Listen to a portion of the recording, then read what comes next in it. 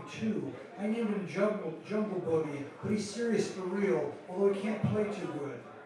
It was a Monday morning. Coach Pytel was coming by the apartment as usual, pretending it was something important, like where did I think the team should eat pregame meal, but really to find me and to make sure I got out of bed and went to class. I didn't mind because who wouldn't like being chauffeured to class 3 days a week? Jungle Boogie pulled the drapes back and said, Coach Pytel's out there to get you, he just beeped. But I didn't move. Let him come up and get me, I said. I just put some cinnamon Pop-Tarts on the toaster.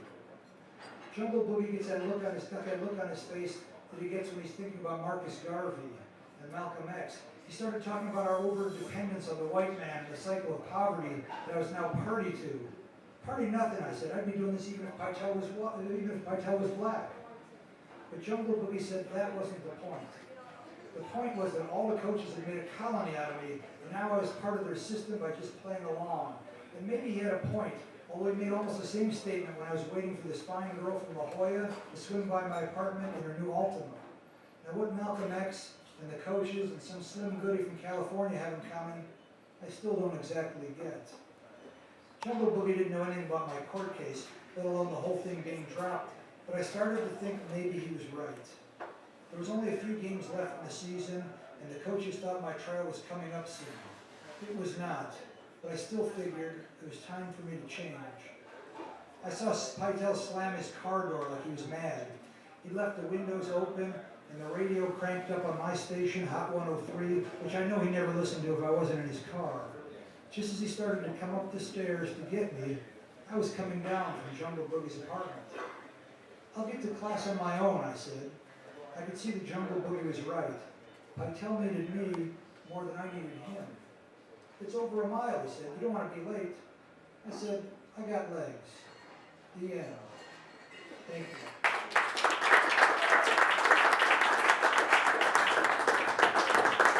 I think what we'll do now, maybe I'm going to move these down here.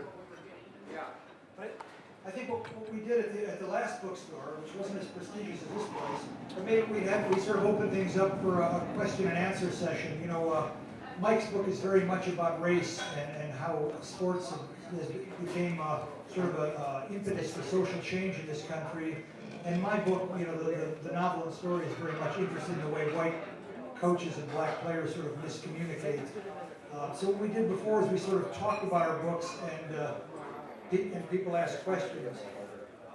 Mike, come on up here with us. And Jack, although Tony Baroni is somewhere in the bathroom, he was actually recruited by George Ireland, the coach from Loyola. So maybe he'll get back here soon. But maybe I'll start with a question for Mike.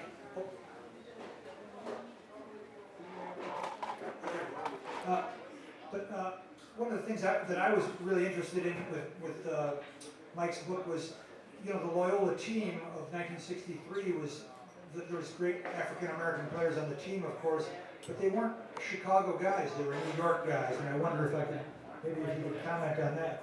Is it? Yeah, as I told Russ the first time he asked me this question, he insists on asking me over and over, even though I've yet to come up with a good answer for it. Chicago has always been a tough nut to crack for local coaches, or for a lot of local coaches. I don't know, speaking as a father of a couple of kids that went to college, I know that my kids didn't want to go to college anywhere near. And some of the players I talked to did express similar feelings about, you know, not wanting to go to school in New York, for example.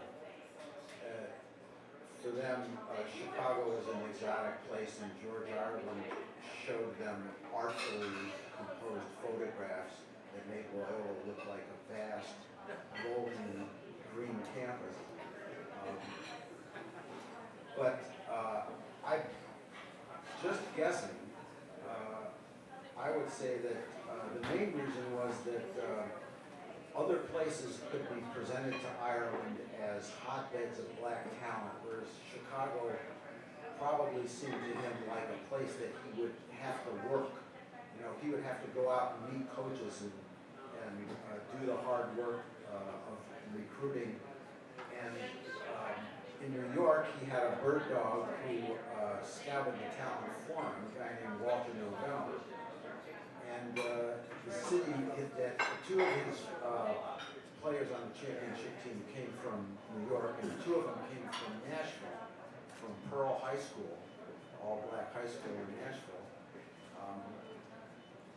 At Tennessee State, Nashville, they hosted the national tournament for black high schools. You know, even in 59 and 60, a lot of states still prohibited black high schools from their state tournaments. And at the end of the season, the only places that these schools had to play was in this national tournament. It was a very big deal. And for the few coaches who were hip to it and willing to stick their necks out a little bit, it was a huge gathering of unwanted black basketball talent. So I think probably Nashville and New York just looked like talent meccas to George Ireland, where Chicago just looked like a territory that he would have to work hard at. And I think he probably took the path of least resistance. How about Mike asked you a question, Russ? Well, Jerry has a question back there. He'll be an Easter question along with Mike's. Do you think that his lack of recruiting, George Ireland's lack of recruiting the Chicago area, except among Irish guys, hurt the program for a while? Well, the long-term fate of the program certainly suffered when Ireland parted ways with his New York bird dog. If you look at the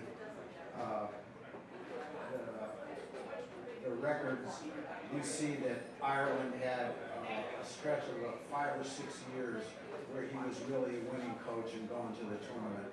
And these were the same 5 or 6 years that Walter November was scouting talent for him in New York. And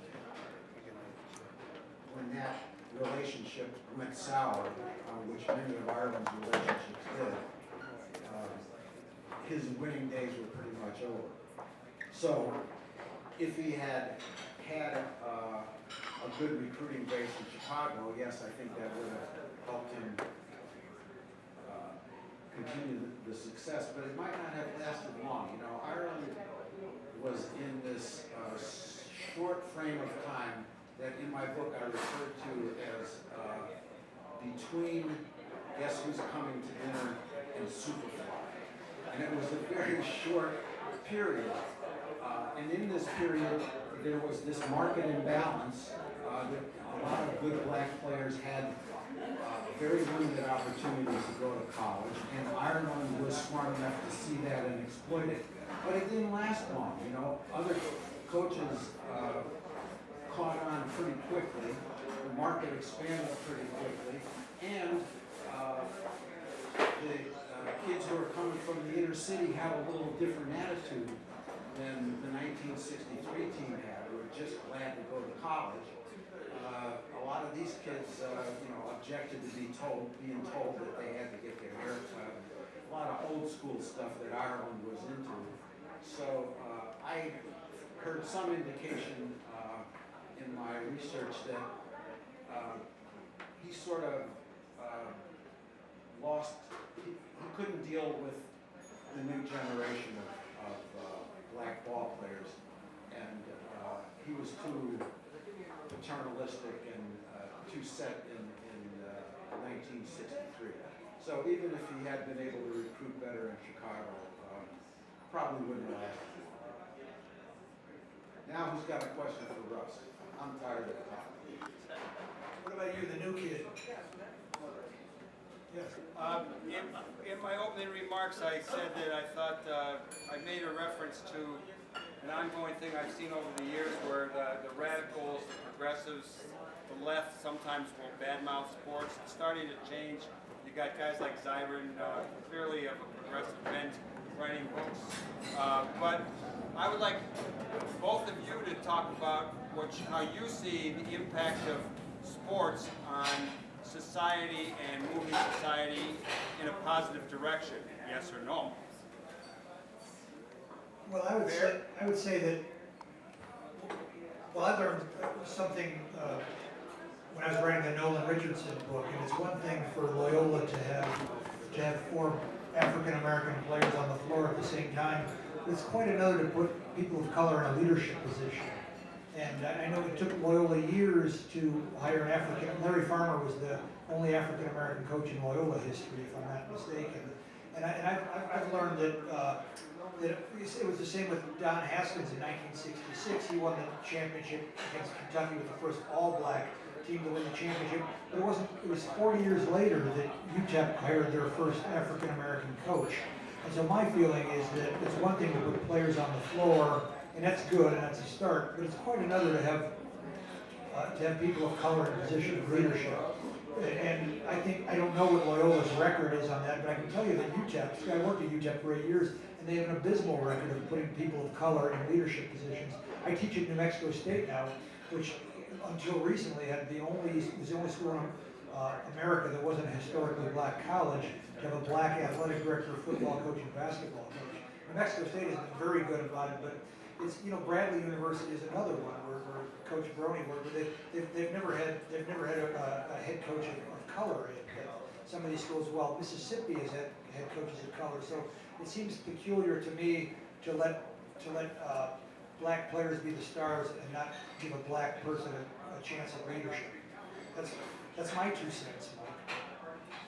Okay, well, I guess I'll have to take the other side of the argument on it. I think that there's no,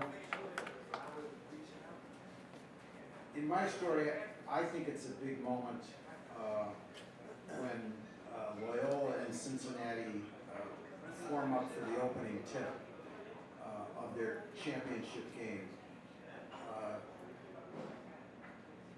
This is the first time ever that people tuned in to a tournament game, and maybe any game, although I didn't bother to track that down,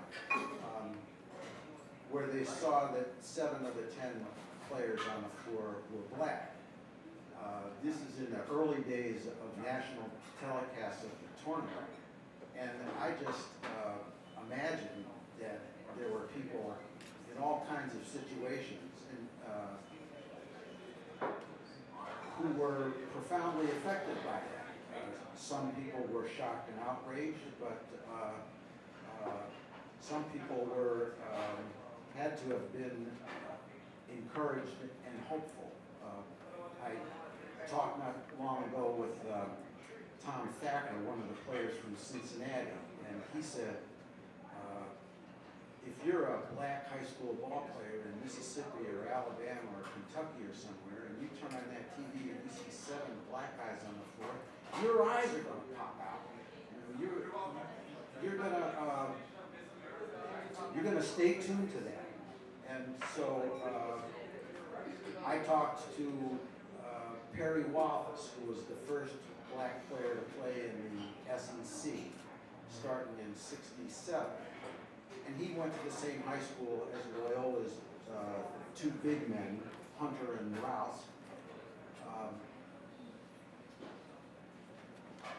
And he speaks very eloquently in the book about how this was a stirring sight to him and how it encouraged him. And I think, he took up the challenge that was issued to him by Vanderbilt's chancellor to be the first black player in the SEC.